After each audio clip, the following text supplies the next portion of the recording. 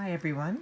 I'm doing another video today where I'm going to try to do another watercolor painting. I just basically did a rough sketch of an image. My reference picture is actually an old album cover of one of my favorite R&B singers, Maya.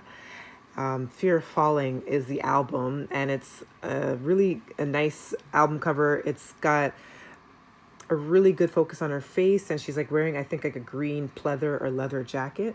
So I did a rough sketch from that album cover, and I could probably insert a picture later on in the video, but I'm going to try to use her album cover as a reference picture and try my hand at watercolor again. Now, I'm still a beginner, still learning a lot, still learning about how to mix skin tones and work on shadow work, but I like working with paints, so here we go. So my camera's kind of blurry. My iPhone camera's kind of blurry. Ah, there she is. So I've started off with like just the first basic layer of the skin. I try to do some shadow work, but there is some bleed through. So I'm kind of waiting for the paper to dry. And then I'm going to start going in with the details.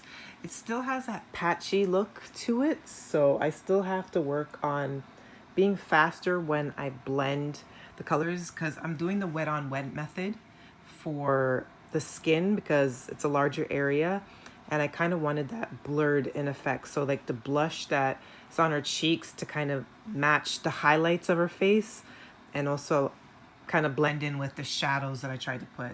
But it's kind of looking murky, so that's just something I'm gonna have to continue to work on.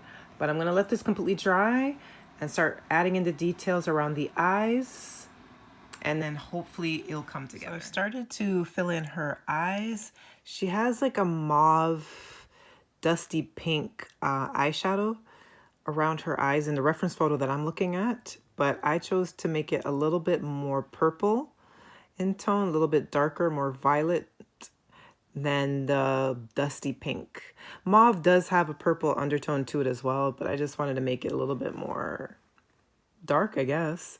So I'm going to start filling in her eyes, add in the pupils, add some dimension, and I'll join you soon with another screen. So I will be a lot further ahead. So I'm coming towards the end of my painting, so I'm just going to try my best to do the hair and add some dimension to it, but I don't know. I've had a lot of difficulty with hair, so I'm going to give it my best shot, and then I'm going to show you my final result. Alrighty, so this was the reference photo that I was referring to. This was Maya's Free Falling. I think that's what she called it, album. But anyways, this was the album cover that I took inspiration from for my picture. And there is my final results. So I kind of went crazy with the hair. I just kind of made it more abstract because I just didn't really feel like putting the detail into the hair. And yeah, that's pretty much it. So still got a lot to learn about watercolor, but had some fun, got to dip around, play around with the paint some bit. So that's it for me today. Hope to see you in the next video. Peace.